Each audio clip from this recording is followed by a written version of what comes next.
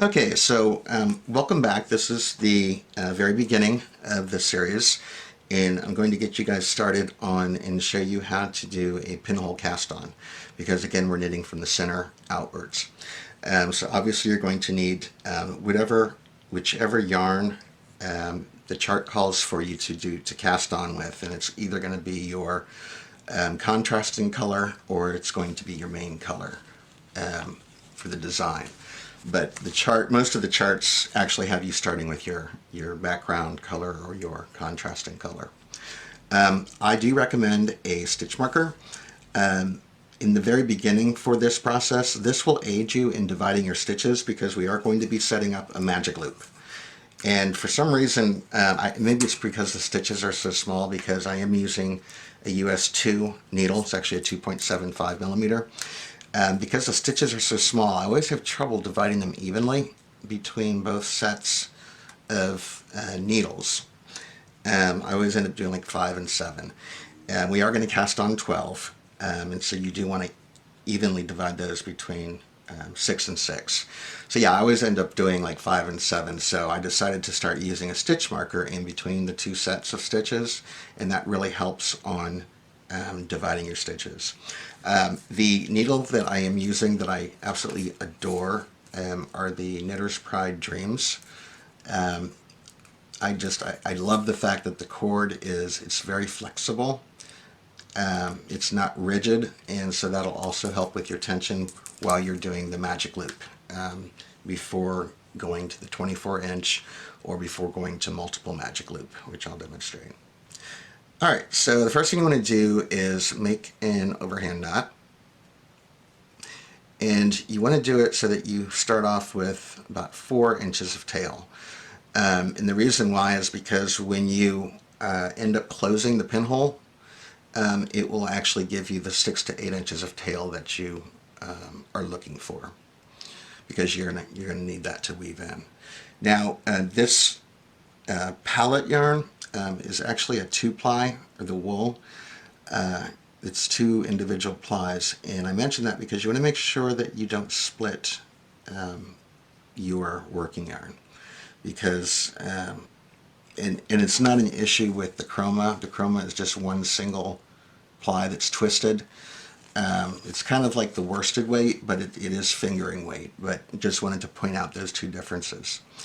Alright, so what you're going to do is, if you notice where the 2 yarns cross over each other, like if you're crossing your arms, that portion you want to put on your index finger, kind of on the tip like that, and then you're going to take your thumb and then put it on top and kind of hold it in place. Now I am casting on in Continental. If you are more comfortable casting on in English, by all means you can use your right hand for that. Now I'm going to go ahead and set up my tension, and the way that I set up my tension is I always wrap it around my pinky and then kind of close my pinky, and then I'm going to use my middle finger to create that tension, because my index finger is going to be busy holding this this loop here. Now you're going to take the opposite side and you're going to kind of tuck it in behind the thumb and the index finger like that. So you've got the tip here where they cross, and then you've got the midpoint of the opposite side, because you want to kind of close this off to make a loop, because we're only going to be working with the top half of the loop to start with. Alright, so for your first stitch and all of your odd stitches subsequently, you're going to be doing a yarn over for those. So for the yarn over, the way you're going to do it is you're going to lay your needle across or on top of your working yarn, and then you're going to kind of go down towards the ground or the floor, and then you're going to twist it clockwise and then come up. And now you've got that first stitch, which is, it's a yarn over. Alright, so the second stitch, you're going to go into the loop, the top part of that loop, and then you're going to catch the working yarn and bring it under and up. Okay, so stitch 3, again you're going to do a yarn over, so it's down, turn slightly clockwise, come up, and then finish it. So now you've got the yarn over. Now stitch 4, you're going to go down into the loop, come up, and then swing and catch that and sweep it under and up.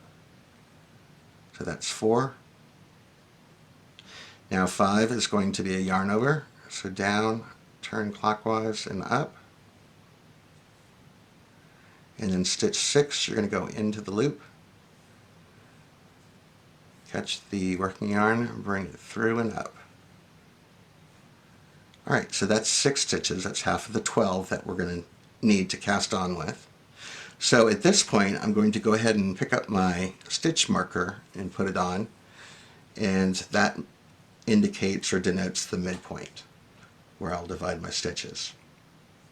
Alright, so stitch 7 again is a yarn over,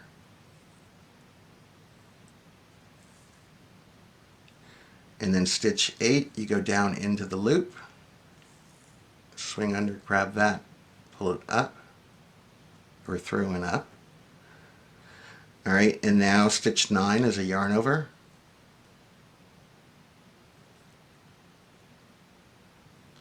stitch 10 you go down into the loop, under, bring it through and up, and then stitch 11 is a yarn over, and finally stitch 12 down into the loop, under, and bring it through. Alright, so that's your 12 stitches. So at this point, what you want to do is you want to tighten your knot to draw those kind of closed. You're not going to do it tight because obviously right now they're all in a row, but you can close it somewhat. You definitely want to do that. Now it's kind of hard to do it because it's wool, and the stitches around the needle are kind of a little bit snug. So all you have to do is just slide them down onto the cord, and now you can give it a tug. And see, now you've got your 6 inches of tail. And then you can kind of see what this looks like. It's kind of like looks like a bundle of stitches. Alright, so at this point we're going to divide our stitches. So the way I'm going to do that to set that up is I'm going to flip over my needle, and I'm going to place the bundle of stitches in my left hand. And then I'm going to just slightly tug on my, or used it to kind of hold on to the center point, and now I'm going to spread the stitches evenly between the cord. Now you want to pay attention to where your working yarn is. So as you can see, the working yarn is on the top, the tail's on the bottom. And at this point what I'm going to do is I'm going to bring the tail over here, because when you're looking down, as you are right now, to my stitches, this side is the wrong side, and then the side that is touching my index finger, that's the right side. We always want our tails on the wrong side of our work, so that's kind of why I pulled it up to get that situated. Alright, and then what I'm going to do is I'm going to slide the bottom 6 stitches onto the bottom portion of my circular needle, because that is now my left needle. And then I'm going to take the top needle and pull it around, and this is now my working needle, my right needle. Alright, now what I'm getting ready to do is, because these are really small and tight, I actually want to make a foundation round of knit stitches. This isn't called for in any of the charts in the pattern, but I like to have those before I start my increases, because it's a good foundation. So again, I'm just going to knit one complete round all the way around. And again, I am doing this continental, but if you are more comfortable doing English, by all means you may do that.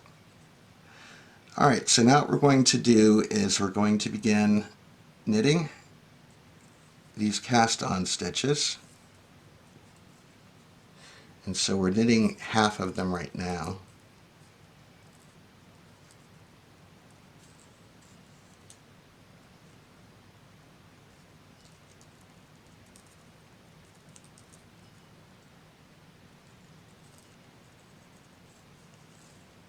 And again, being careful not to split your yarn.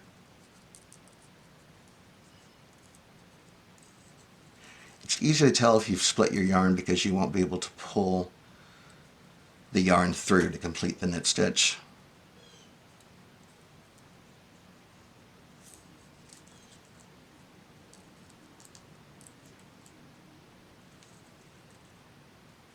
Alright, so we've got half the stitches done.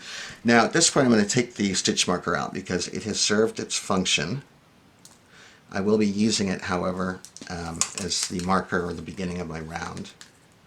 Alright, so now I'm going to flip the magic loop over, and then the bottom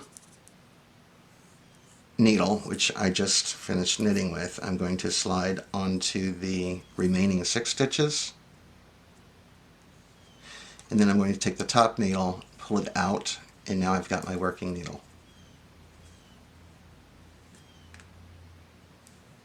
Now, if you forget to put on a stitch marker, that's no problem. You just want to keep an eye on your tail. So as you can see, the tail is on the left. If I see that, that means I'm halfway in to my round. I've only completed half of it. If the tail is on the right over here, that means you're at the beginning or end of a round. Alright, so now we're going to just complete the other 6. And if you can't get your needle in there, just kind of go down on the bar that's underneath and just kind of pull down, and that will loosen up that stitch for you. Alright, so 7, 8,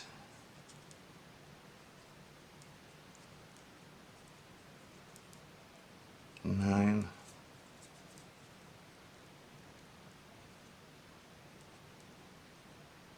10, 11,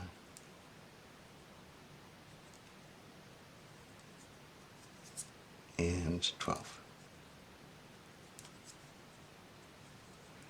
Okay, so that's the first preliminary round. Again, that's optional. But if you're having trouble in the beginning, I'd recommend doing that to kind of give you a solid foundation for your pinhole. And you can pull this now. If you notice, if you pull on your tail, it draws that tighter. And then you'll really see that once you get it on, or once you get further away from the point. It's a little hard now because the stitches are kind of fanned out in each direction, but you can leave it open like that, and then eventually you can close it. The other thing I like to do is eventually I'll close it tight, and then I'll tie a knot in it that's flush with the back of the work, and that will actually keep it cinched closed.